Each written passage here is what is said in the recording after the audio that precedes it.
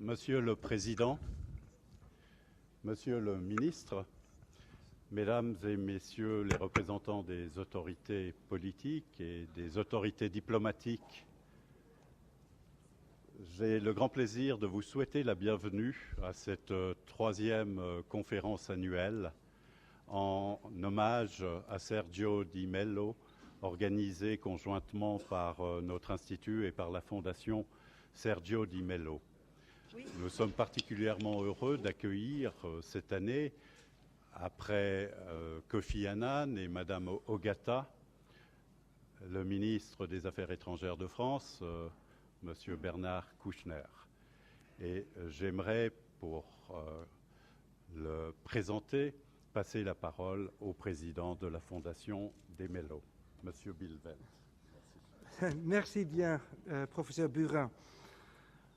Monsieur le Président de Timor-Leste, Son Excellence Ramos Horta, Monsieur le Ministre des Affaires étrangères de Timor-Leste, Da Costa, Monsieur le Conseiller d'État Charles Beer, Madame la Chancelière d'État Anja Wiedenguelpa,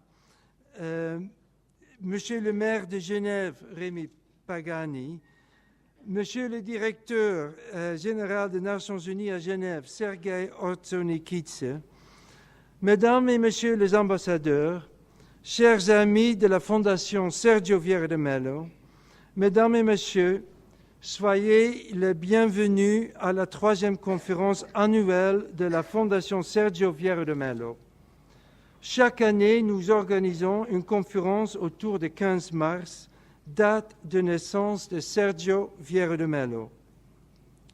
Aujourd'hui, nous aurons le très grand plaisir d'entendre M. Bernard Kouchner, un ancien ami de Sergio, fondateur des Médecins sans frontières ainsi que de Médecins du monde et actuel ministre des Affaires étrangères de la France.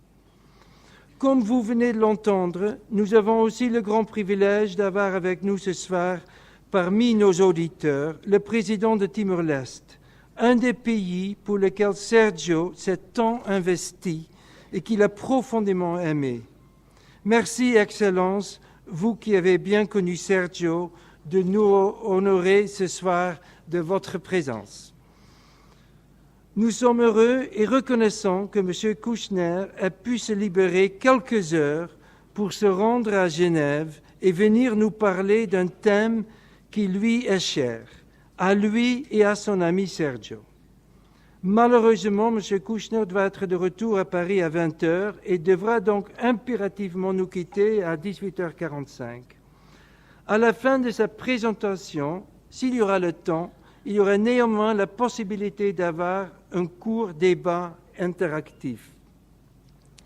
Nous remercions M. le professeur Burin et l'Institut des hautes études internationales et pour le développement, ainsi que la mission permanente de France et les services des Nations Unies pour leur étroite collaboration dans l'organisation de cette conférence. Grâce à l'école de traduction et d'interprétation de l'Université de Genève, ceux qui le souhaitent pourront bénéficier d'interprétations simultanées en anglais. Pour ceux d'entre vous qui ne connaissent pas encore bien notre fondation, n'hésitez pas à prendre en sortant une copie de notre brochure à l'entrée de la salle. Un grand merci à tous d'être venus si nombreux. Et maintenant, M. Kouchner, vous avez la parole.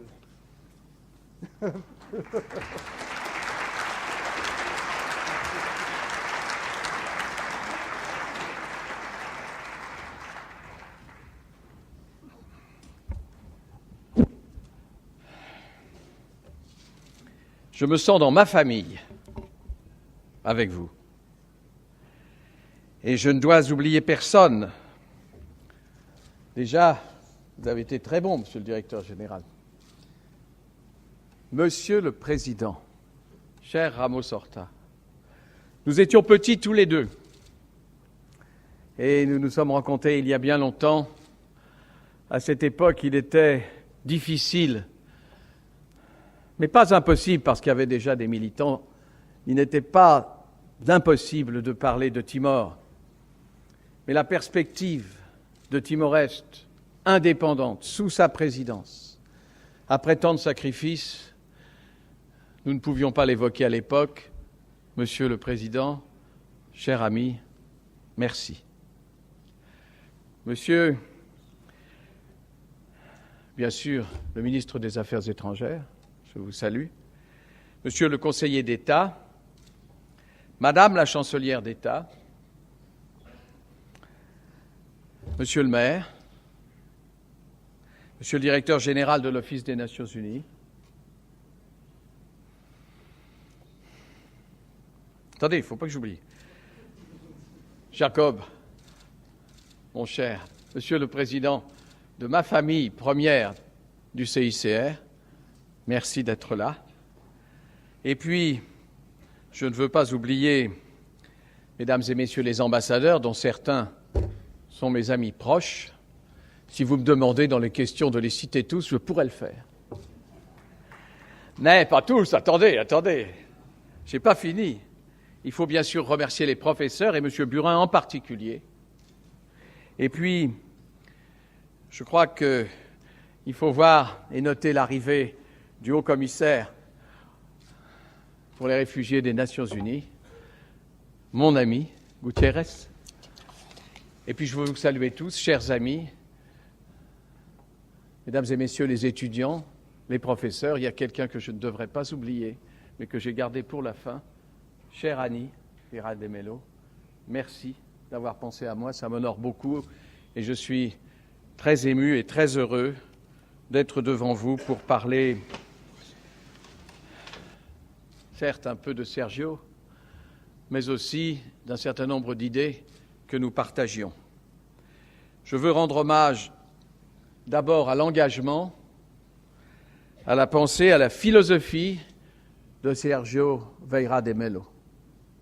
Et je voudrais remercier la Fondation, monsieur, madame, chère Annie, ainsi que l'Institut des hautes études internationales et de développement de m'avoir invité à intervenir pour cette troisième séance.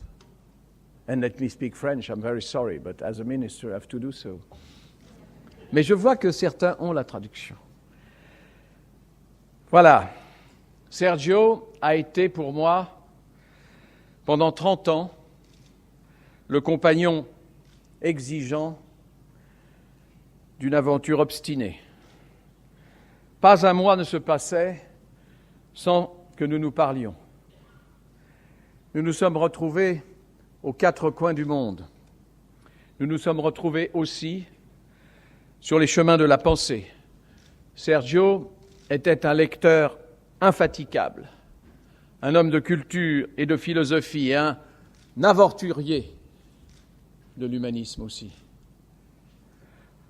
Beaucoup parmi vous s'en souviennent.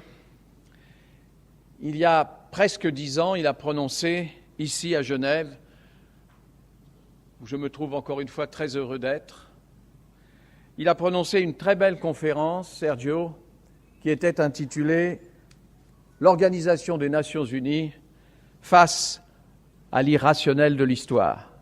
Eh bien, l'irrationnel de l'histoire demeure, et l'Organisation des Nations Unies, monsieur le professeur, ça continue à marcher, mais peut-être que ça pourrait marcher un peu mieux. Dans cette conférence, Sergio essayait de faire partager son expérience d'homme de terrain et de poser quelques jalons pour l'avenir.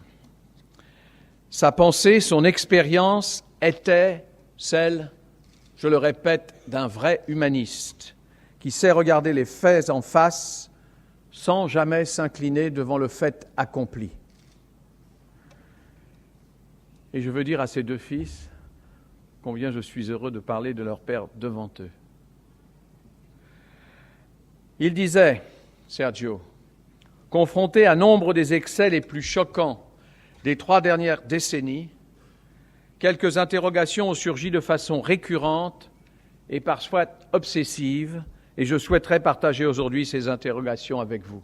Voilà ce qu'il disait il y a 10 ans, et je voudrais rendre hommage à cette sincérité et vous faire partager à mon tour quelques interrogations récurrentes, sans doute les mêmes, qui sont le fruit de 40 ans de lutte.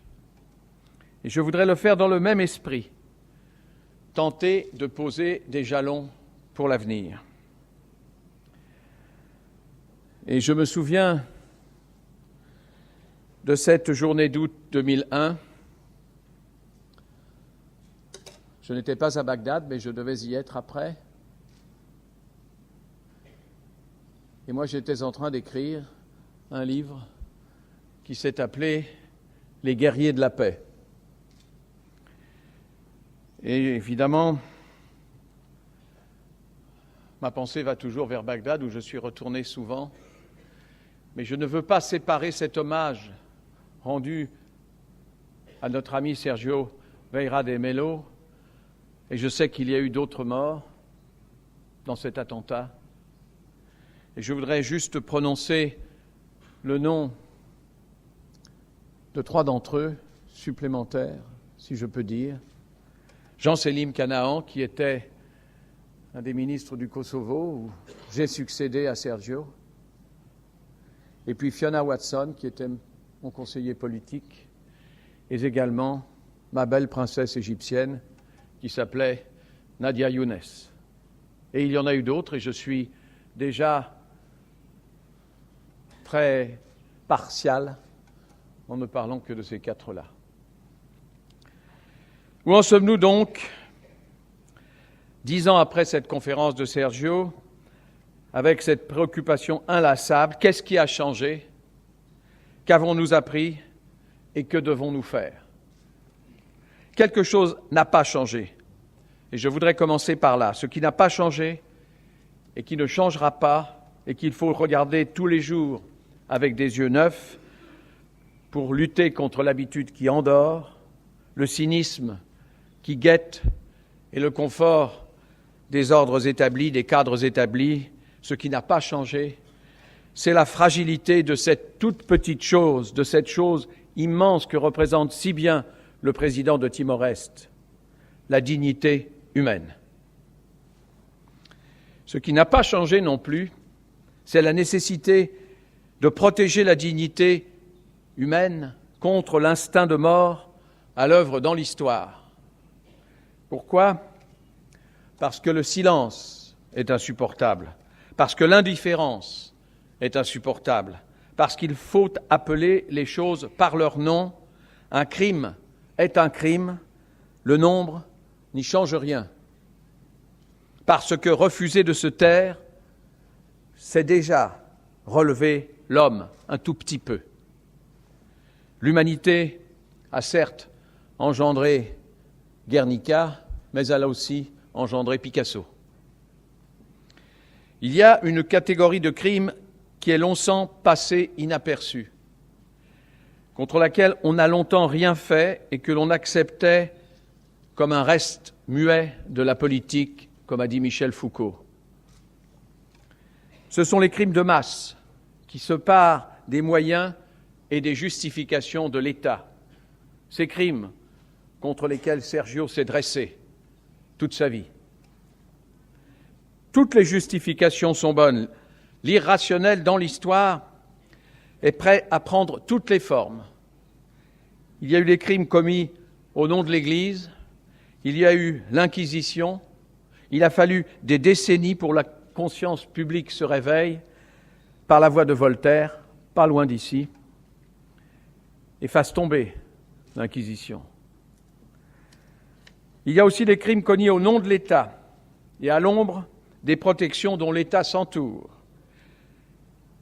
Ces protections érigées lentement par le droit international. Là encore, Sergio avait ces mots pour le dire.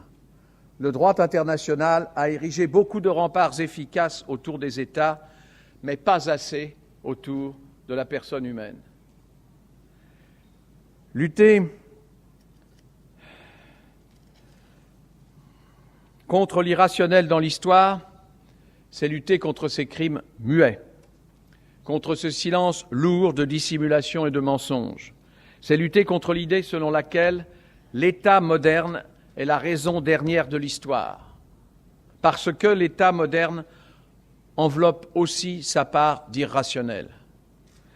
C'est tenter d'ériger un ordre pour canaliser la violence des États, comme les États canalisent ou tentent de le faire la violence des individus. C'est choisir de prolonger le mouvement de l'histoire, ne pas se réfugier derrière le rempart du fait, mais inventer le droit pour que l'humanité enfin se rassemble. Chers amis, je ne sais pas si l'on mesure encore le chemin qu'il a fallu accomplir, et ce n'est pas fini. L'ONU a d'abord été créée pour le maintien de la paix et de la sécurité internationale. Il lui a fallu ouvrir les yeux sur d'autres violences commises à l'intérieur des États et dont les civils paient toujours le prix fort, et les réfugiés en particulier. Dans le droit international, dans les consciences et dans la politique, il s'agissait d'une révolution que ce changement qui allait des États vers les individus. C'est le même genre de révolution que celle qui a mis fin en Europe au XVIIIe siècle au silence qui entourait l'Inquisition dont j'ai parlé. Nous disposons maintenant d'un principe adopté par consensus par les chefs d'État et de gouvernement, tous réunis à l'unanimité lors du sommet mondial des Nations Unies en septembre 2005. C'est le principe de celui que l'on appelle la responsabilité de protéger et que nous avons longtemps appelé le devoir puis le droit d'ingérence. Premier sujet que j'ai traité avec mes amis de la Croix-Rouge internationale, du Comité international de la Croix-Rouge, et qui m'a valu bien des querelles, mais qui, je pense, a fait son chemin, n'est-ce pas, Jacob? Ce principe rappelle à chacun des États que sa responsabilité entière, et je dirais sa raison d'être, est de protéger sa population. Il reconnaît la possibilité de mener une action collective pour protéger une population collective au nom de la communauté internationale, de protéger une population contre l'État lorsque l'État qui en a la charge ne le peut pas. Pas contre l'État, lorsque l'État qui en a la charge ne le peut pas ou ne veut pas la protéger. Essayons d'y voir clair. Qu'est-ce qui distingue trois expressions qui se ressemblent et que tout le monde ou presque confond et que les French Doctors, nés dans la Croix-Rouge internationale, ont, pendant des années, porté presque seuls. Il y a le devoir d'ingérence, il y a le droit d'ingérence, et il y a enfin la responsabilité de protéger. Notion préventive qui n'a que très rarement, hélas, été appliquée. Tout a commencé avec le devoir d'ingérence. Le devoir d'ingérence, c'est une injonction, un impératif, un appel, une morale de l'extrême urgence face aux mains qui se tendent et aux visages qui se déforment, que déforme la douleur, sans réponse. Mais il n'y a pas de droit pour les protéger. Une morale, d'abord, a inventé ce droit. Beaucoup ont suivi. Mais le premier de ces mouvements, pardonnez-moi d'être immodeste, s'appelait Médecins sans frontières. Pourquoi? Simplement parce qu'il ajoutait, presque à son insu, presque sans le vouloir, un peu de politique dans l'intervention d'urgence. En tout cas, il ne se fermait pas complètement à l'origine à la politique. Parce que si vous n'intervenez pas pour empêcher les massacres, au nom d'une certaine politique, vous le faites au nom de quoi? D'une morale. Oui, elle y était. D'une certaine attitude religieuse. Pour certains, elle s'y trouve. Mais je crois que l'apport, ça a été de ne pas reculer devant des positions qui pouvaient paraître et qui n'étaient pas toujours politiques. Et le droit a suivi. C'est la deuxième étape, le droit d'ingérence, qui a inscrit dans le droit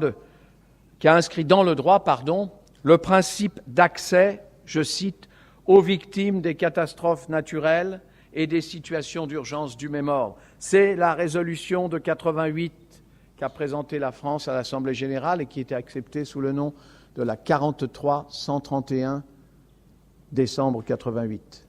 Et ensuite, il y a eu 2 ans après, c'est la coutume, une autre résolution qui s'appelait la 45-100 et qui a inventé le droit d'accès, ce qu'on a appelé les corridors humanitaires. Et puis, et nous sommes à Genève, permettez-moi un souvenir, c'est ici, à Genève, au château de Bellerive, en 1991, nous sommes loin de 80, que nous avons conçu, avec le prince Aga Khan, avec Pérez de Cuéllar, avec Staffan de Mistura et Jean-Maurice Ripper, que j'ai vu s'asseoir, mais que je ne sais pas où il a trouvé un siège, tout en haut. Le texte, donc, de la résolution 688 du Conseil de sécurité des Nations Unies, qui instituait pour la première fois le droit d'ingérence afin de protéger les Kurdes d'Irak. Voilà la succession. Et la responsabilité de protéger enveloppe à la fois ce droit et ce devoir, ou ce devoir et ce droit, historiquement. Elle a une face tournée vers le devoir. Pour chaque État, c'est un devoir de protéger sa population contre le génocide, les crimes de guerre, le nettoyage ethnique et les crimes contre l'humanité, et bien d'autres, y compris catastrophes naturelles et épidémies. Toutes les catastrophes, c'est inscrit dans cette déclaration. Et la communauté internationale, elle, a la charge, en dernier recours, de se substituer à l'État défaillant qui manque à ce devoir de protection de sa propre population. La responsabilité de protéger a aussi une face qui est tournée vers le droit, et pas seulement le droit d'accès aux victimes. Droit d'accès aux victimes, c'était une révolution dans le droit international. C'est aussi la responsabilité pénale des individus qui se sont rendus coupables de crimes de guerre, de génocide, de nettoyage ethnique et de crimes contre l'humanité. Ceux-là seront appelés à répondre de leurs actes et les exemples abondent et le débat sur la justice internationale n'est pas clos. Les exemples abondent de ceux qui ont été interpellés maintenant par la justice internationale. La responsabilité de protéger, mes chers amis, est une notion très ambitieuse. C'est une avancée très courageuse. Elle ne permet pas seulement d'intervenir au plus fort des crises, et le plus souvent, hélas, trop tard. Encore une fois, dans mon esprit, c'est une attitude préventive. Nous n'en sommes pas là. Elle rappelle aussi solennellement cette responsabilité de protéger que les États ont des devoirs et que ces devoirs sont les droits des populations. Il est remarquable que des représentants de tous les continents se soient accordés sur ce nouveau principe. Nul n'a le droit de prendre sa population en otage. Nul n'a le droit de laisser mourir son peuple alors qu'il est possible de le sauver en ouvrant les portes au personnel humanitaire. Fermer la porte aux personnels humanitaires, cela n'a rien à voir avec la souveraineté.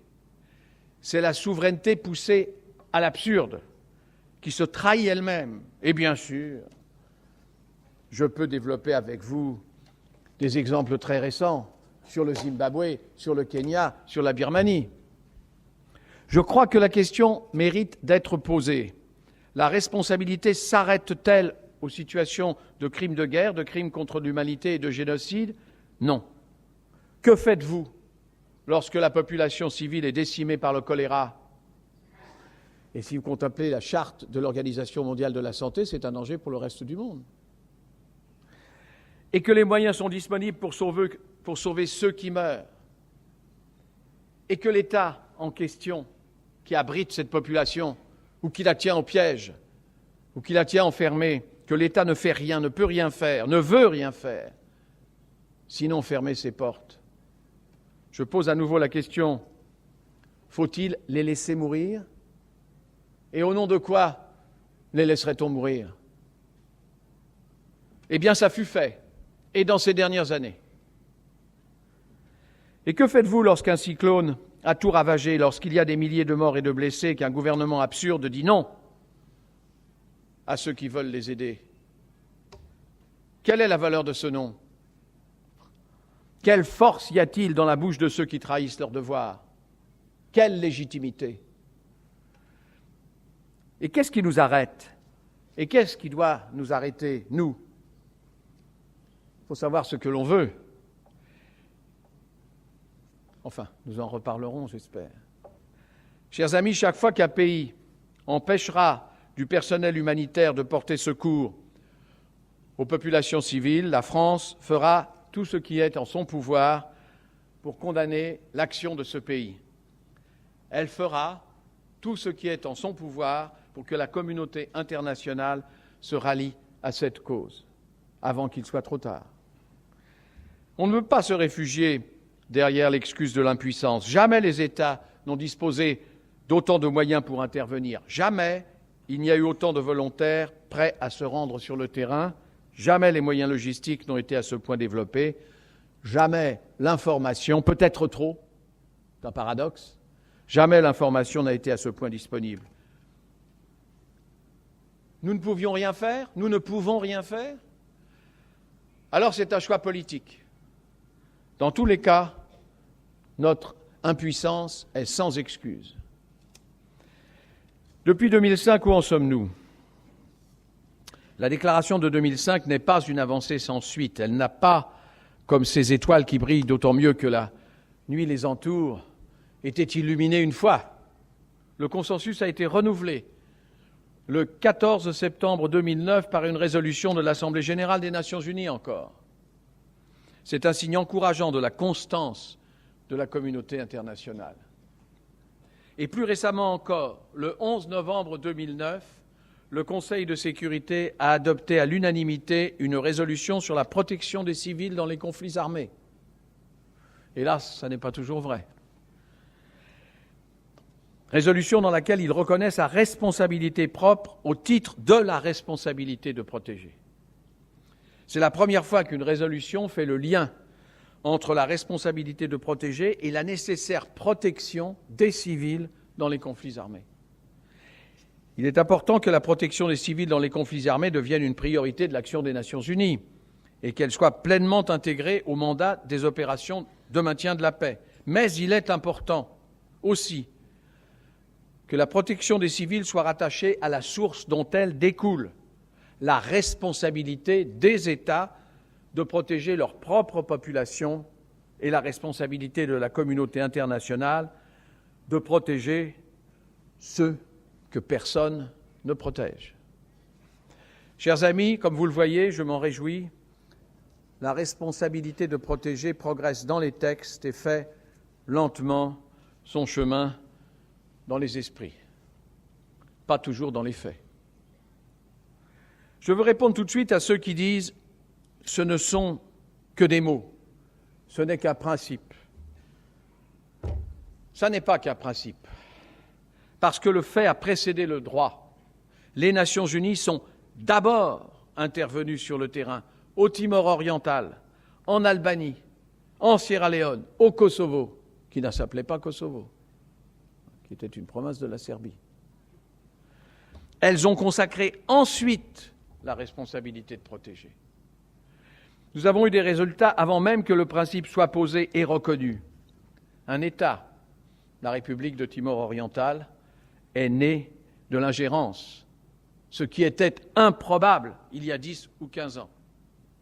Le président est là. Bon, enfin, il a l'habitude d'entendre que c'est un miracle, mais enfin, c'est un miracle qu'ils ont véritablement construit eux-mêmes.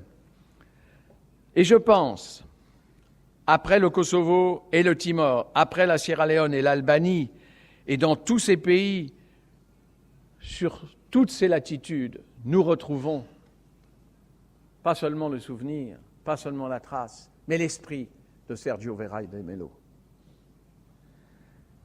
Dans tous ces pays que l'on pouvait gagner la partie si tous les conservatistes du monde ne reprenaient pas le pouvoir en même temps, une conscience universelle de notre responsabilité se forge peu à peu. Demain, les crimes d'Auschwitz ou ceux des Khmers rouges seront plus difficiles à accomplir. Le seront-ils vraiment? Et le Rwanda, ne savions-nous pas? On n'a pas seulement une loi on a aussi le juge, certes, qui permet de sanctionner le complément indispensable de la responsabilité de protéger, c'est la justice pénale internationale. L'une progressera de concert avec l'autre ou ne progressera pas. Il y a eu, bien sûr, le tribunal de Nuremberg, et puis plus rien. Le silence des nations. À la fin des années 90, l'indignation humanitaire a réveillé la conscience publique. Elle a obtenu la création de l'ONU pour la Yougoslavie, du tribunal de l'ONU, des tribunaux de l'ONU pour la Yougoslavie et pour le Rwanda. Elle a obtenu surtout la mise en place du Cour pénal international. Ces juridictions existent par la volonté commune des nations qui entendent porter haut et fort la voix de la conscience publique. Ces juridictions ont été créées contre la volonté des gouvernements incriminés, pour des raisons d'ailleurs tout à fait opposées dans le cas du Rwanda et de l'ex-Yougoslavie. Non seulement reconnaissons-le, mais nous devrions être beaucoup plus attentifs et beaucoup plus longs sur ces chapitres-là. Je parle trop vite, pardonnez-moi. Tantôt, on craignait que le tribunal soit trop clément, c'est vrai. Tantôt, on lui reprochait une sévérité excessive. Et le débat continue. Quel est le résultat? Aujourd'hui, le Rwanda, comme les pays de l'ex-Yougoslavie, se réjouissent de l'action entreprise par la justice internationale, même si cette action est trop lente, qu'elle paraît trop partiale, qu'elle paraît insuffisante, etc., etc. La justice a parlé, la justice internationale, et c'est une condition essentielle au retour de la paix. On ne construit pas la paix sur l'injustice, sous le prétexte que l'injustice est recouverte du linceul transparent du silence. Mutilé, coupé, tranché, volé, annexé, démembré, vous créez la haine profonde. Vous indignez la conscience universelle. La vengeance couve. L'explosion naîtra en raison de l'oppression. Quelle est la seule manière d'éviter que la haine à nouveau n'explose? C'est d'empêcher, grâce à la justice, que l'impunité ne soit la règle.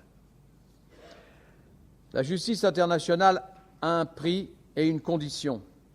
C'est que le plus grand nombre d'États y participent. Plus les États seront nombreux, unis, comme par une même pensée, plus ils auront de force pour faire valoir le droit. Les nations réunies ont un pouvoir qu'aucune nation ne peut avoir toute seule, même les plus grandes.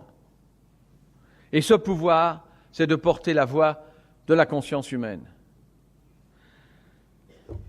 L'injustice fait son lit des divisions de la communauté internationale. Elle ne subsiste pas longtemps, cette injustice, lorsqu'elle est privée des soutiens extérieurs et qu'elle réunit contre elle l'unanimité. Qu'est-ce qui a rendu possible les crimes de masse lors du délabrement de l'ex-Yougoslavie? La désunion des pays européens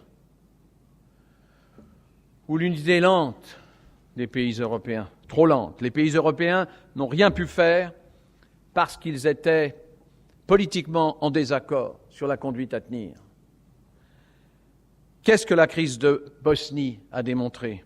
La nécessité d'une plus grande unité européenne, au moins, et de la communauté internationale, car nous avons fait appel à elle, et aux États-Unis en particulier, d'ailleurs. Et aujourd'hui, l'Union européenne a tiré, ou a-t-elle tiré, les leçons de ces heures difficiles? Soutient-elle aussi activement que possible la responsabilité de protéger? Travaille-t-elle aux moyens de sa pleine mise en œuvre? Pas assez. Progrès, certes, mais insuffisant. Soyons lucides, il a fallu des années pour que la notion de responsabilité de protéger soit adoptée. Il faudra encore bien des efforts pour qu'elle soit appliquée de manière satisfaisante. Nous sommes confrontés à un triple problème.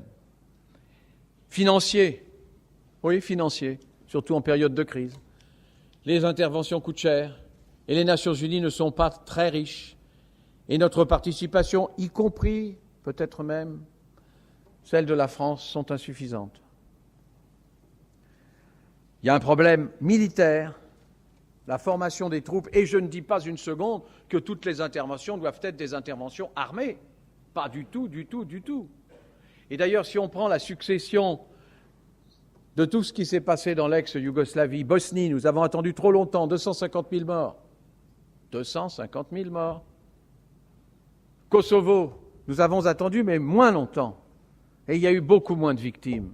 Et pendant ce temps-là, la seule opération réussie à titre préventif, comme c'est ma notion de la responsabilité de protéger, s'est déroulée en Macédoine. Il y a eu des casques bleus en Macédoine. Ils étaient 600, 800, au maximum ils ont été 1000. Il n'y a pas eu de guerre en Macédoine. Cet exemple est peut-être insuffisant, mais il est clair. Bosnie, Macédoine, Kosovo, ou je devrais dire Bosnie, Kosovo, oui, mais Macédoine. Ça prouve quand même que c'est intéressant d'essayer de prévenir. Enfin et surtout, il y a un problème politique. Rallier la volonté des États, de tous les États, et d'abord la volonté de tous les membres du Conseil de sécurité. Drôle de gymnastique, croyez-moi. J'ai été pendant très longtemps militant des ONG. Je suis maintenant, par la grâce du président de la République française, ministre des Affaires étrangères et européennes. C'est pas exactement la même chose, hein. C'est très très facile de demander. Je l'ai fait très souvent. C'est même assez facile de manifester. Je l'ai fait des milliers de fois. Mais la réalité, Monsieur le Premier ministre, c'est autre chose, hein. Conseil de sécurité, ça ne se manipule pas exactement comme on le souhaite.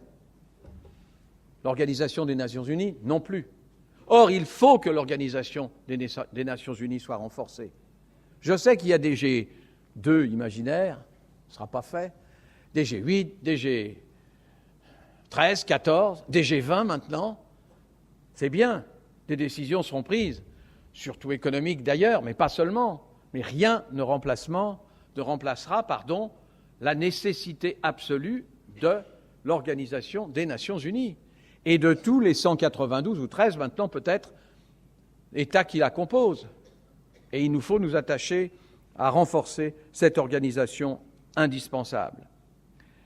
Un énorme travail politique reste donc à faire. Certains États contestent, et de plus en plus, je le dis avec regret, certains États contestent la décision et l'approbation de 2005 sur la responsabilité de protéger, pendant que d'autres contestent le recours aux institutions de l'ONU pour l'appliquer. Il faut les convaincre, et d'abord par l'exemple, en prenant l'initiative chaque fois qu'une occasion se présente. Lors de la crise kenyane, nous ne pouvions courir le risque d'un nettoyage ethnique, qui déjà se déroulait plus ou moins. Et nous n'avions pas non plus toléré que le régime de Rangoon bloque l'aide humanitaire destinée aux populations civiles touchées par le cyclone Nargis. Alors on ne l'a pas fait. Il faut s'en prendre à nous-mêmes. Vous croyez qu'on n'aurait pas pu ? Bien sûr qu'on aurait pu, et les textes nous le permettaient. J'ai pris position publiquement sur chacune de ces crises. D'autres membres du Conseil de sécurité ont considéré qu'elles ne faisaient pas partie des cas d'application de la responsabilité de protéger, je le regrette. Nous ne pourrons les convaincre que si nous comprenons les raisons profondes de leur réticence. Et il faut le dire, le climat du monde a changé. Je ne parle pas du changement climatique, je parle du changement politique. Le problème ne concerne pas seulement la responsabilité de protéger, il concerne plus largement l'adhésion au multilatéralisme et le renforcement de la coopération internationale et l'adhésion aux principes des Nations Unies et le renforcement et le soutien de l'Organisation des Nations Unies.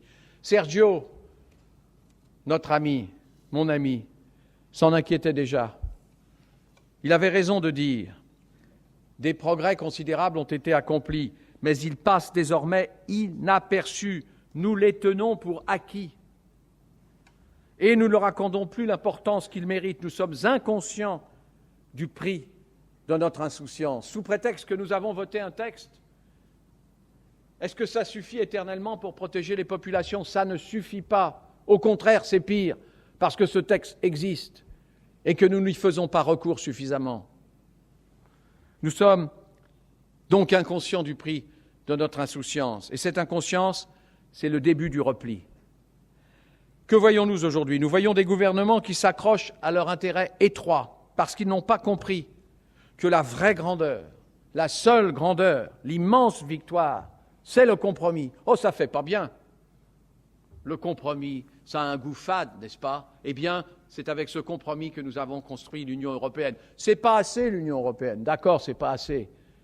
Mais c'est le plus bel exemple de l'aventure politique dans notre début du XXIe siècle, et la fin d'ailleurs, la deuxième moitié du XXe. C'est par le compromis, par le consensus, au prix d'un effort de persuasion, de travail sur soi-même que l'Union européenne a été acquise.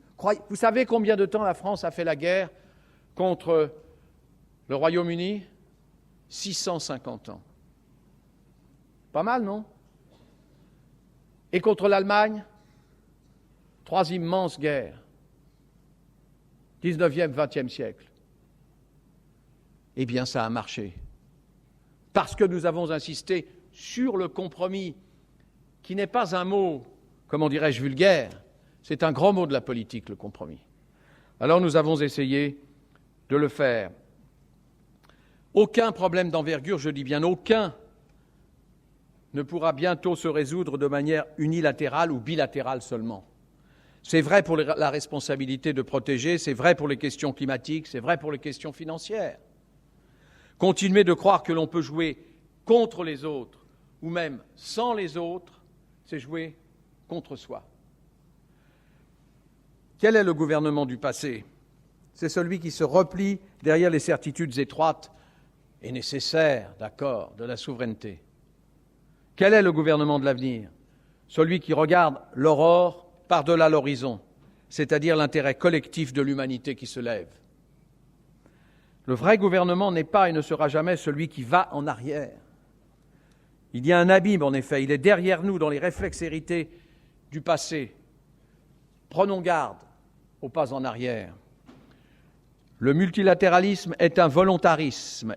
Il faut bien plus d'audace pour décider un compromis que pour s'entêter dans l'égoïsme stérile. Agir avec les autres, ce n'est pas renoncer à sa volonté, c'est redoubler de volonté. Sortons ces gouvernements ou des gouvernements de la myopie qui est la leur. Il est temps de leur rappeler qu'il y a quelque chose au-dessus d'eux, la société qu'ils forment tous ensemble. C'est ça le message de Sergio Vieira de Mello. C'est ça le message qu'il a apporté, lui qui n'hésitait pas à répondre dans les journaux aux intellectuels qui trouvaient que l'ONU n'en faisait pas assez. J'étais de ces intellectuels. Et je trouvais très souvent que l'ONU n'en faisait pas assez. Mais qui était le seul qui répondait sur le même ton? Celui d'un homme engagé sur le terrain, celui d'un homme de bravoure, de détermination, mais qui combattait pour ses valeurs du multilatéralisme. C'était Sergio. Et je peux en dire autant maintenant. Il y a bien des problèmes où il est tellement facile, à l'intérieur d'une ONG, indispensable, je ne vais pas dire le contraire, de dire « c'est l'affaire des politiques, nous sommes neutres ». Non, messieurs, mesdames, chers amis, je ne vais pas dire devant Jacob qu'il n'y a pas de neutralité. Neutralité, mais précieuse. Mais ça n'empêche pas de considérer les rapports de force nécessaires et les rapports de force à l'intérieur desquels il faut jouer. Et je crois que ça n'arrête rien. Oui, dans bien des situations, et j'ai parlé du Rwanda, Jacob, s'il n'y avait pas eu la Croix-Rouge internationale et sa neutralité, il n'y aurait eu personne jusqu'au dernier jour. J'y étais, et je le sais, et il y a bien des exemples comme celui-là, bien entendu.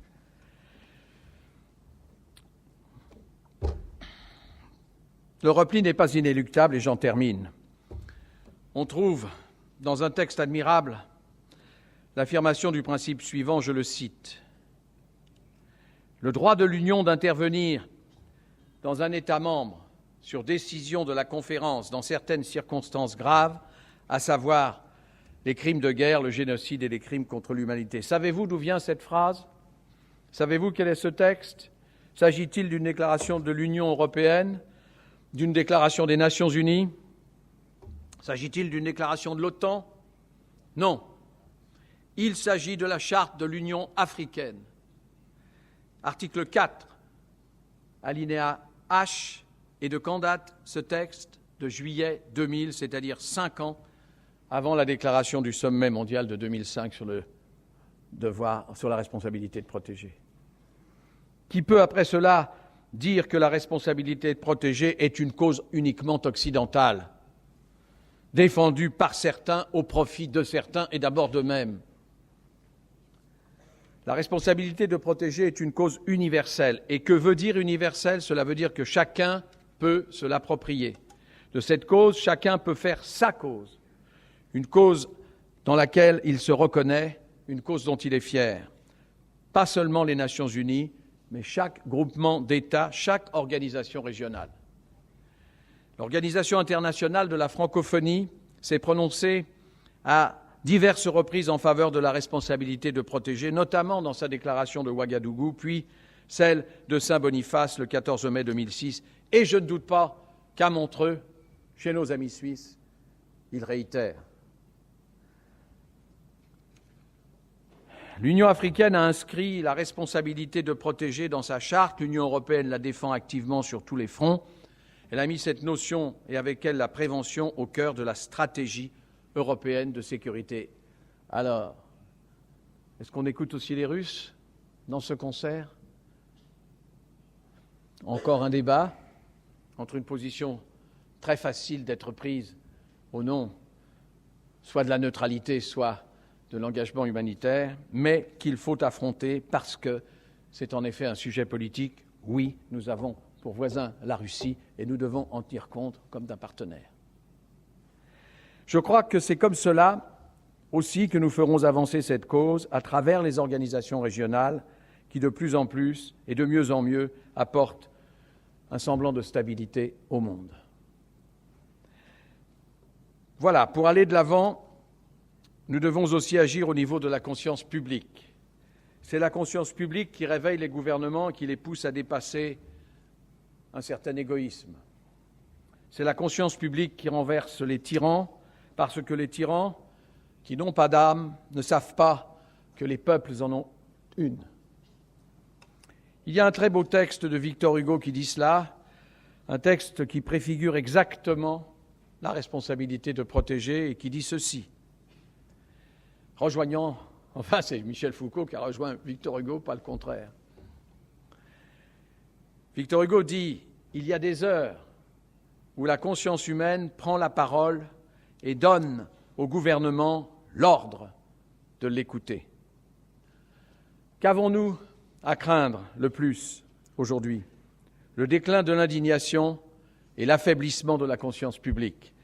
À quoi devons-nous apporter tous nos efforts et tous nos soins, fortifier, éclairer, développer la conscience publique?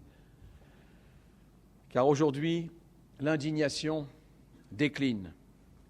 Et les images du malheur qui provoquaient l'indignation des foules télévisées n'ont plus le même poids. Elles s'effacent trop vite. Y en a-t-il trop? Je vous laisse vous le demander. Y en a-t-il pas assez? Au contraire, les sélectionne-t-on mal? Je ne sais pas. Mais ce que je sais, c'est que l'indignation provoquée par les images d'il y a quelques 20 ans, ou de la naissance de Médecins sans frontières en 71, ou de la naissance de ma conscience humanitaire en 68 au Biafra avec mes amis du Comité international de la Croix-Rouge ces hivers, n'éveille plus la même force de réflexe. Chose pire, elle s'organise, elle s'exerce à heure fixe et à sens unique. Nos protestataires sont devenus parfois hémiplégiques. Ils choisissent parmi les victimes et décrètent que les uns ou les unes sont attendrissantes, tandis que les autres sont obscènes. Pendant un temps, les images ont porté l'indignation du monde. Pendant un temps, on a pu dire « le meilleur ennemi de l'oppression, c'est la photographie ». Ce n'est plus vrai. Les massacres perpétrés en Guinée-Conakry en septembre dernier n'ont pas ému, ou peu, ou pas assez, l'opinion publique. Et c'est au gouvernement qu'il est revenu de lutter contre la banalisation et à la conscience universelle de l'Union européenne à l'Union africaine, de l'Organisation des Nations unies à la CEDEAO. Et la France a joué un rôle dans cette affaire, un rôle dont je suis fier. On pourvoit à l'éclairage des villes, quand donc comprendra que la nuit peut se faire aussi dans la conscience publique et qu'il faut allumer des flambeaux, aussi des lambeaux de souvenirs, des flambeaux pour les esprits. Nous devons déjouer les illusions trompeuses des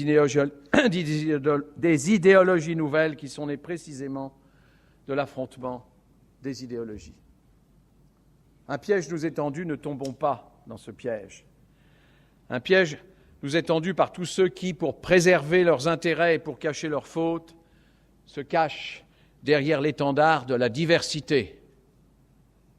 Vous voyez très bien ce que je veux dire.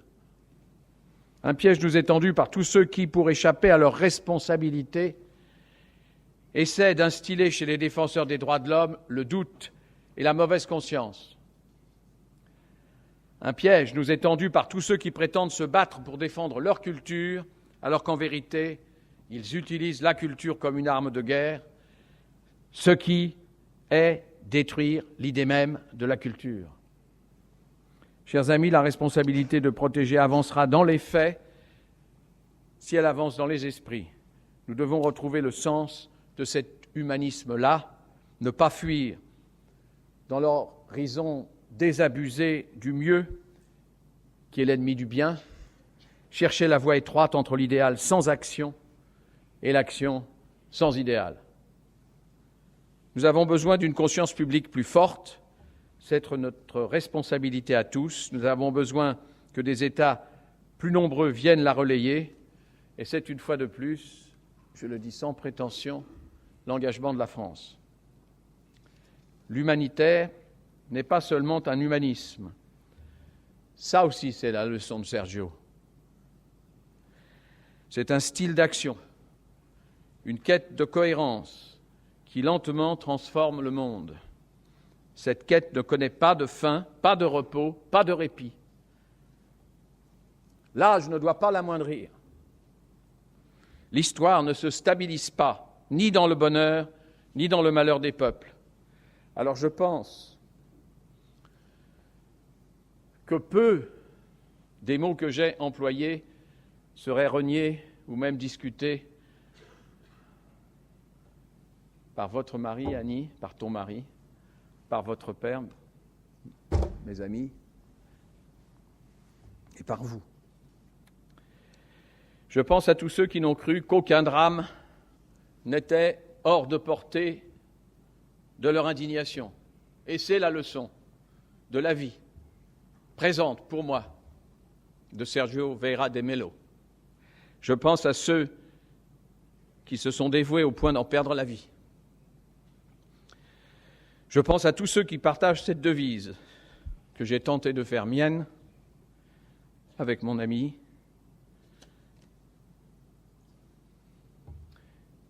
Et je pense aussi à une chanson de Léonard Cohen, parole de Emmanuel Dastier de la Vigerie, mon maître, qui fut le créateur de Libération Sud contre l'occupant. Vous savez, on se demande toujours, celui-là aurait-il résisté?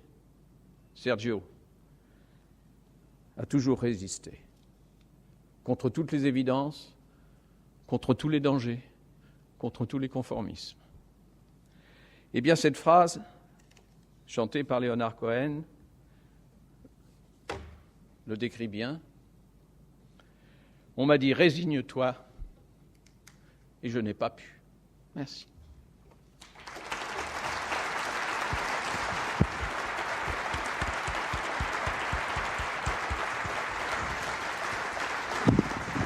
Merci beaucoup, merci beaucoup.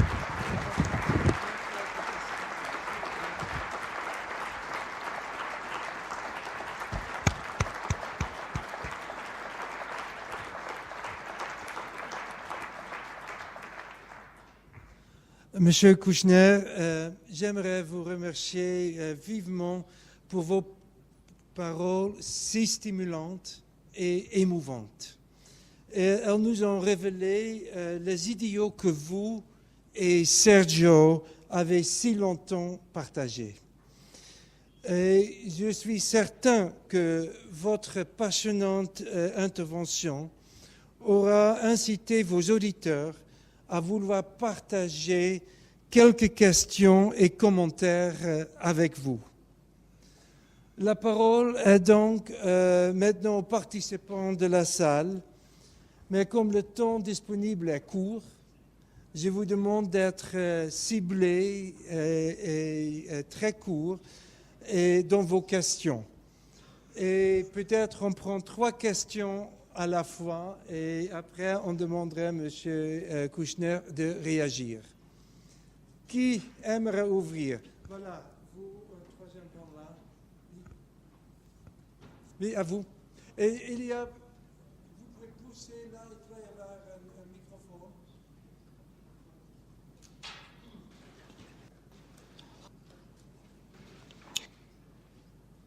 Voilà. Très bien. Merci. Votre Excellence, Monsieur Kouchner, vous avez évoqué à côté, je suis ici, à côté des cas de menaces à la paix interétatique, les cas où il y a violence à l'encontre des populations civiles. Or, comme vous l'avez évoqué, nous savons tous, il y a des situations dans lesquelles les mécanismes de droits de l'homme ne peuvent pas faire face dans certains cas. Je veux parler du cas de l'Iran. Je suis kurde d'Iran. Comme souvent tout se passe par la politique et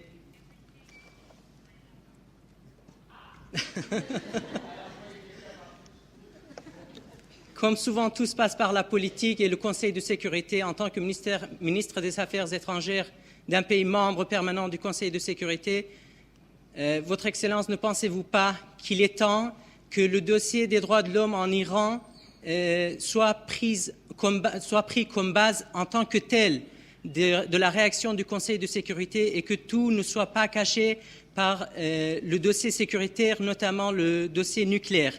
Et je finis par dire que je suis le fils de Mamosta, le successeur de votre ami Gassemlou, et comme je sais que ce sera très difficile de venir vous voir, je vous transmets ces salutations.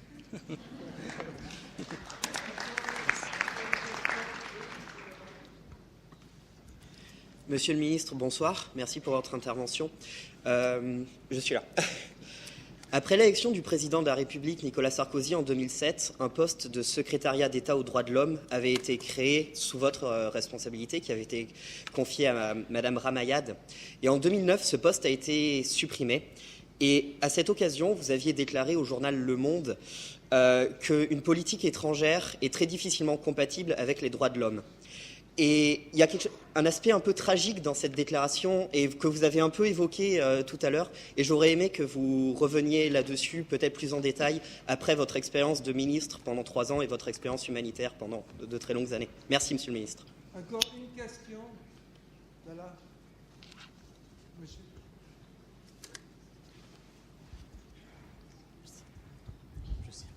Comme je suis timide, je me cache un peu là. Je m'appelle Nefaïl Malic, je suis journaliste albanais de Kosovo. Je voulais... Oui, on entend bien, ça va mieux. Nefaïl Malic, je suis journaliste albanais de Kosovo. Je voulais mentionner un petit souvenir avec M. De Mello. Quand je fais une petite interview, j'entrais dans son porte, je frappais 2-3 fois, et il m'a parlé en langue albanaise. Mais je dis, pardon, j'ai trompé la porte. Non, monsieur, qu'est-ce que vous cherchez? Moi, je cherche M. De Mello, mais c'est moi. Oh, M. De Mello, il parle langue albanaise. Ça fait plaisir que j'attendais, lui, qu'il parlait quelques mots en langue albanaise. Donc, ça veut dire qu'il était quelqu'un universel et il a respecté les journalistes. Il était très communicatif. Donc, une question pour M. Kouchner. Vous étiez, juste vous venez de rentrer de Kosovo. Vous étiez à Pristina, à Belgrade, n'est-ce pas? Est-ce que vous avez marqué des progrès dans la région? Parce qu'on a l'impression que le problème de Mitrovica existe encore une apartheid dans cette région.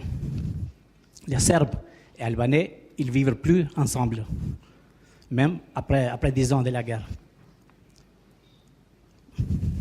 Merci. Est-ce que le problème de Mitrovica, ça reste toujours une tâche noire pour les communautés kosovare et aussi pour les communautés internationales. Merci. Merci. Gassamlou, quel combattant. Je me souviens, et je réponds un peu à votre question, monsieur aussi, c'est tellement plus facile d'être engagé sur le terrain, et tellement plus satisfaisant, et tellement parfois, croit-on, plus efficace pour soi-même, surtout quand on est médecin. On a le sentiment d'être utile, parce qu'on en a des résultats immédiats. Si vous avez un blessé et que vous arrivez à l'aider, pas mal, vous avez le sentiment d'être utile. J'ai eu le sentiment d'être utile au Kurdistan d'Iran, au Kurdistan d'Irak et auprès de mes amis kurdes. Mais j'ai appris d'Abdulrahman Gassamlou, et merci, monsieur, je salue votre organisation. J'ai appris de lui que la solidarité humanitaire ne suffit pas, qu'il fallait changer les choses et que pour ça, il fallait passer, comme on dit, en politique. Et c'est en particulier ces expériences-là qui m'ont fait accepter la proposition de François Mitterrand à cette époque de participer à un gouvernement. Si je n'avais pas participé au gouvernement, et je prendrai la question sur l'Iran dans la seconde partie de ma réponse, en fait, je vous réponds à vous. Il n'y aurait pas eu de droit d'ingérence. Pour présenter la résolution 43-131 en 88, il fallait être un gouvernement. Seuls les gouvernements, certes, il y a un cercle des ONG, certes, il y a une influence, certes, il y a des lobbies, certes aussi. Mais en 88, si on n'avait pas proposé la résolution 43-131 pour accès aux victimes de toutes les catastrophes naturelles et de situations d'urgence du même ordre, ça voulait dire la guerre. Situation d'urgence du même ordre, dans le langage juridique international. Jamais il n'y aurait eu, peut-être après 20 ans, j'en sais rien. En tout cas, nous l'avons fait.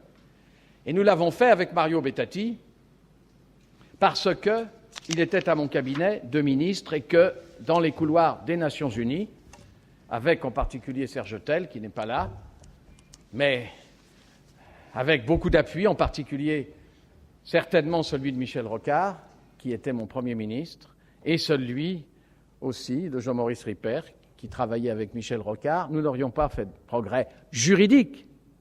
On aurait pu faire des progrès pratiques, bien sûr, mais ce n'est pas pareil. Qu'est-ce que vous voulez que je vous dise? Ce n'est pas pareil. D'abord, je reviendrai à votre question sur l'Iran. Bien sûr, monsieur, il est temps, et nous y travaillons, mais j'ai dit tout à l'heure qu'entre l'imagination des sanctions, et on peut discuter sur les sanctions, quelle sorte de sanctions doivent-elles frapper le peuple iranien? Sûrement pas. Le peuple iranien est pour une part dans la rue, il y a un mouvement de protestation après les élections, c'est leur affaire, certes, mais c'est la nôtre aussi. Donc les sanctions économiques sur les circuits bancaires, assurances, etc., nous sommes en train d'y travailler. Pour y travailler, il faut une majorité au Conseil de sécurité. C'est-à-dire au moins 9 voix, on peut peut-être en avoir moins, il y aurait des abstentions, etc. Mais en tout cas, il ne faut pas de veto. C'est-à-dire que les 5 membres permanents du Conseil de sécurité, c'est-à-dire les États-Unis, la Grande-Bretagne, la Russie, la Chine et la France, soient d'accord.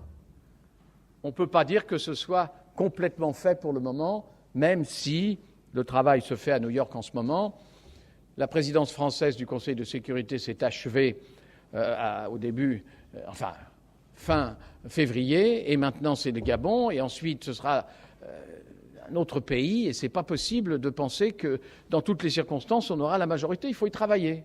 C'est ça la politique. Je pense que ça arrivera dans un avenir assez proche, mais bon. S'il n'y a pas de résolution aux Nations Unies, la conscience internationale ne sera pas la même et il n'y aura pas le même poids politique sur le régime iranien. Vous dites, et vous avez raison, pourquoi le faire sur le danger nucléaire? Mais nous ne le faisons pas sur le danger nucléaire. Nous le faisons aussi sur le danger nucléaire. Mais les violations des droits de l'homme en ce qui concerne la répression des manifestations, ça je peux vous dire que personnellement, et surtout la France et le président Sarkozy, ont vraiment protesté très fortement contre ces violations et nous continuons de le faire. Est-ce que ça suffit, les violations des droits de l'homme, pour provoquer une réaction du Conseil de sécurité lorsqu'il s'agit d'un endroit extrêmement dangereux et explosif comme le Moyen-Orient, avec un circuit de pays et d'alliances entre les pays très dangereux? Non, ce n'est pas assez. Nous essayons de mélanger les deux. Et comme il existe une agence des Nations Unies, qui est l'Agence internationale de l'énergie atomique, qui a proposé très clairement d'abord un éclairage, que le gouvernement iranien réponde à des questions précises et qu'on puisse envoyer des inspecteurs, nous nous servons aussi de ça. Et c'est d'ailleurs autour de cela qu'on pourra protester beaucoup mieux au niveau des droits de l'homme et de leur absolue obligation de respect.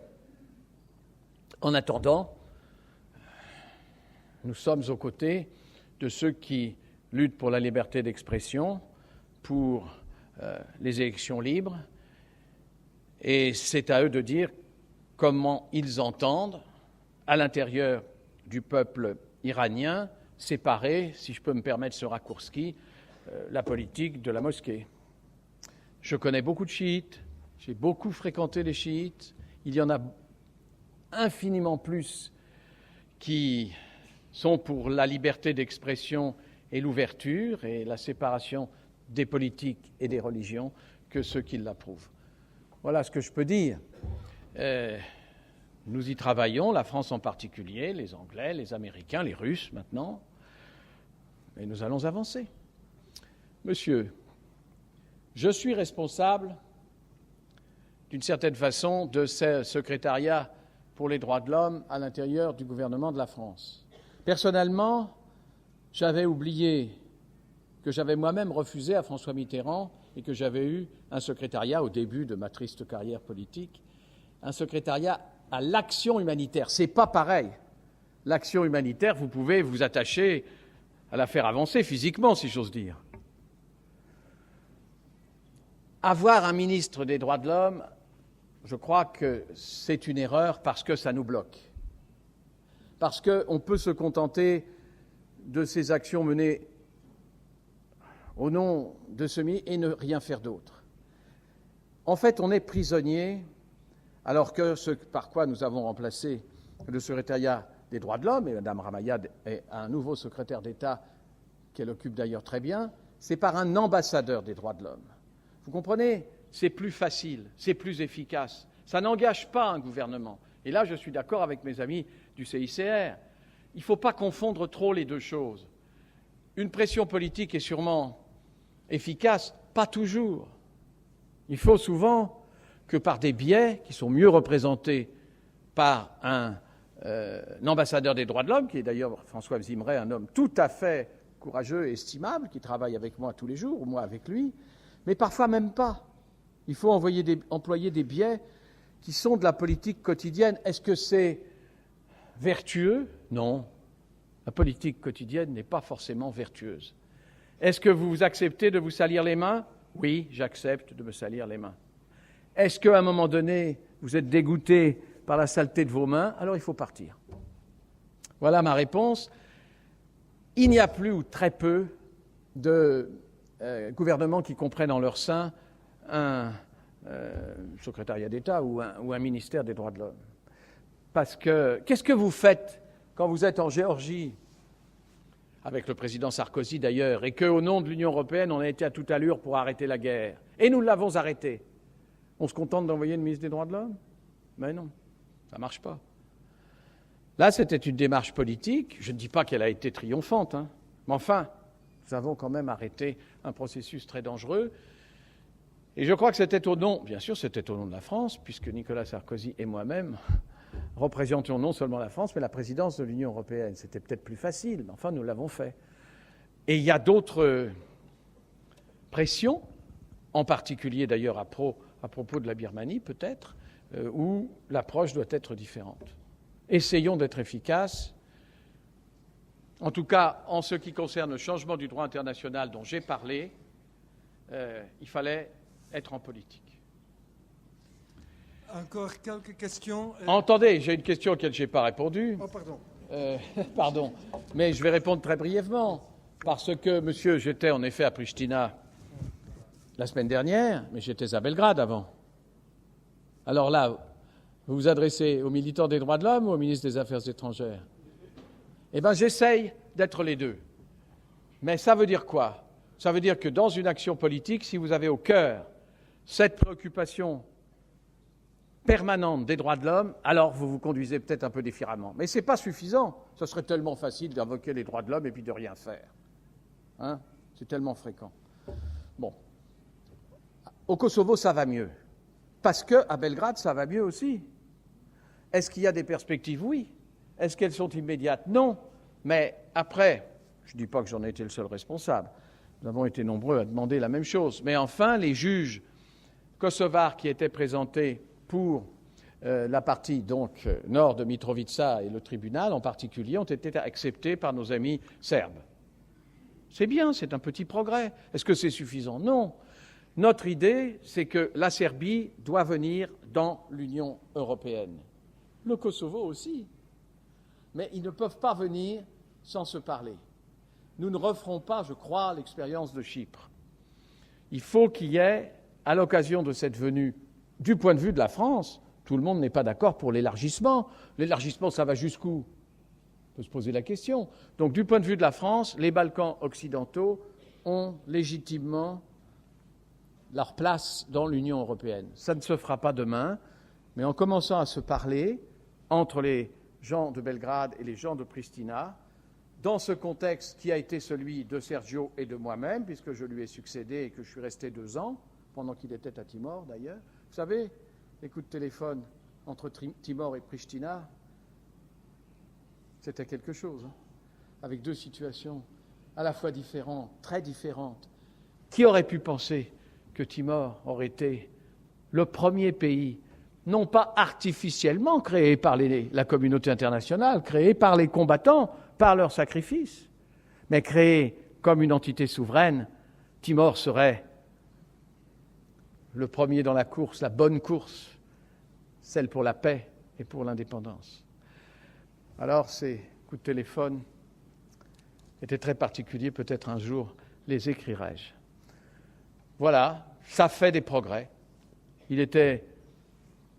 Moi j'y étais donc en 99, 2000, 2001. C'était impossible de penser, même pour ceux qui savaient que quand il y a tant de haine, est-ce que vous envoyez seulement les pompiers? Est-ce que vous envoyez seulement les militants des droits de l'homme? Oui, certains qui ont l'habitude des conflits, etc., bien sûr. Mais à un moment donné, il faut séparer les combattants. Ce qui a été fait par la communauté internationale. Est-ce qu'il faut pour ça faire la guerre tout le temps? Non, bien sûr que non. C'est pour éviter la guerre que je vous ai cité l'exemple de la Macédoine comme un bon exemple. Au Kosovo, ça a été très vite fait, mais il y a quand même eu des milliers et des milliers de morts. Et il y a eu les milices et il y a eu la réaction nécessaire de la communauté internationale. Voilà. Ok, madame, vous pouvez se trouver le micro près de chez vous, peut-être? Là, autrement.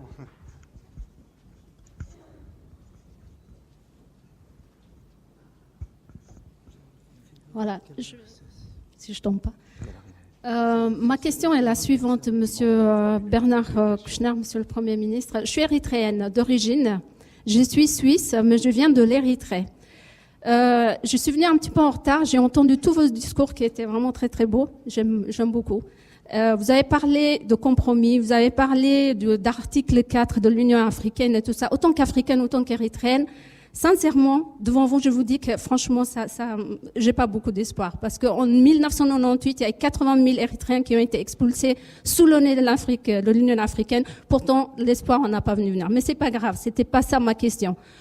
Le 23 décembre 2009, l'Érythrée a été sanctionnée sur des allégations qui ne sont absolument pas fondées.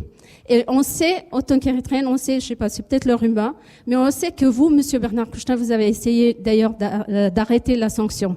Mais ça n'a pas marché, ça passait quand même. Donc la France a adhéré à cette sanction. Autant qu'Érythréenne, moi, ma question c'est si on parle de compromis, si on parle des négociations, si on parle de la paix, Pourquoi sanctionner l'Érythrée et encore sur des allégations qui n'ont aucune justification, qui ont été poussées par les Nations Unies?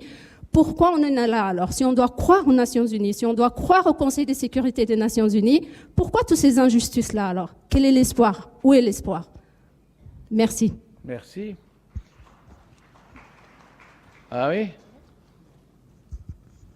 Vous connaissez bien l'histoire de l'Érythrée? Moi, oui. Madame, c'est pas de ma faute. Je vous jure. Et les pétitionnaires des droits de l'homme, dont je suis très largement, pourraient faire des textes et des textes sur ce que vous avez dit. Ça ne suffirait pas, parce qu'il y a une réalité. Quand j'étais petit, j'ai rencontré, et nous étions très peu, les combattants de libération de l'Éthiopie à l'époque, l'Érythrée, le Tigré, etc.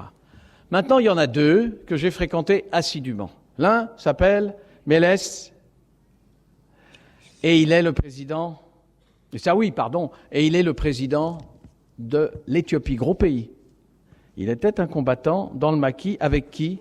Avec Isaias Afewerki, et il est maintenant celui-là, président de l'Érythrée. Un président de l'Éthiopie, un président de l'Érythrée, qui ont commencé ensemble et qui se disputent et se battent depuis des années.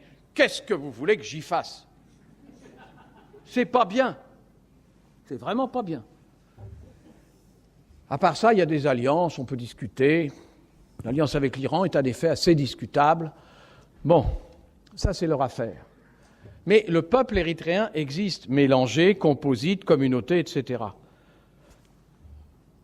Demandons-leur, à ces communautés, demandons-leur leurs avis. Moi, je n'ai pas à juger. La situation n'est pas très bonne. Aux frontières, il y a toujours cette tension. Il y a toujours des hommes en armes de part et d'autre. Je sais que le combat de l'Érythrée, auquel j'ai participé à ma mesure, puisque j'étais médecin en Érythrée et que je crois qu'à cette époque, vraiment, nous avons été les seuls. Et puis, petit à petit, ça a duré 30 ans. C'est pas fini. Écoutez, à un moment donné, les bras vous en tombent. On a choisi idéologiquement l'un et l'autre, donc le président de l'Éthiopie, le président de l'Érythrée, des camps différents. C'est pas de ma faute. Je me souviens du Front de libération de l'Érythrée, du Front populaire de libération de l'Érythrée. Ceux-là se sont affrontés aussi. Madame. Tout n'est pas réglé par la bonne volonté, ni par, comment dirais-je, la tentative d'intervention. Nous avons été parmi les rares partisans de l'indépendance de l'Érythrée. Souvenez-vous, madame, ou peut-être le savez-vous par l'histoire, que c'était un dogme que les frontières africaines, on n'avait pas le droit d'y toucher. Et nous avons dit, les médecins français, French doctors, nous avons dit, mais c'est un dogme qui, quand il se heurte au combat entre les peuples et fait tant de victimes, c'est un dogme qui ne doit pas être respecté, comme d'autres dogmes. C'est vrai que la colonisation a tracé les frontières, c'est vrai que l'Érythrée a été indépendante avant, tout ça c'est vrai. Maintenant ils se battent, c'est ce que je vous dis. C'est triste. Et nous avons un ambassadeur d'Érythrée en France, mon ami Nafi Kourdi, que je vois souvent, que j'aime beaucoup. Nous étions militants ensemble. Nous entretenons, et nous avons un ambassadeur, évidemment, à Asmara. Mais je mélange les deux périodes, pardonnez-moi, vous allez me le reprocher. Je mélange les deux périodes d'implication. L'implication médicale, c'est plus facile et peut-être plus efficace que l'implication en faveur des droits de l'homme. Parce que nous faisions un travail qui n'avait vraiment pas de frontières. Hein. C'est-à-dire que nous ne choisissions pas les blessés que nous allions traiter, sûrement pas. Donc c'est plus facile. Maintenant, qui, dans le domaine des droits de l'homme, prendra parti pour l'Éthiopie ou l'Érythrée? Alors ça, je ne sais pas. Merci beaucoup à tous. Je m'en vais.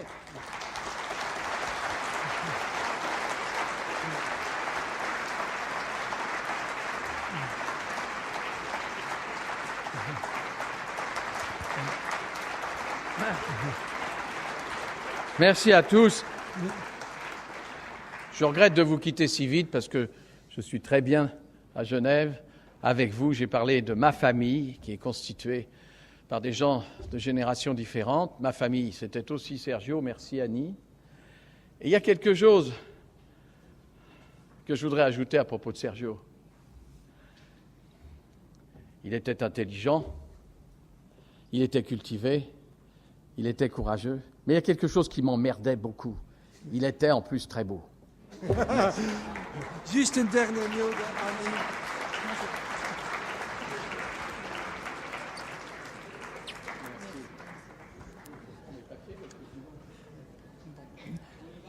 Je crois qu'il n'y a pas grand-chose à ajouter. Il y a trop à réfléchir sur les questions que Bernard a soulevées. Je le remercie bien sincèrement de sa présence. D'accord, très bien.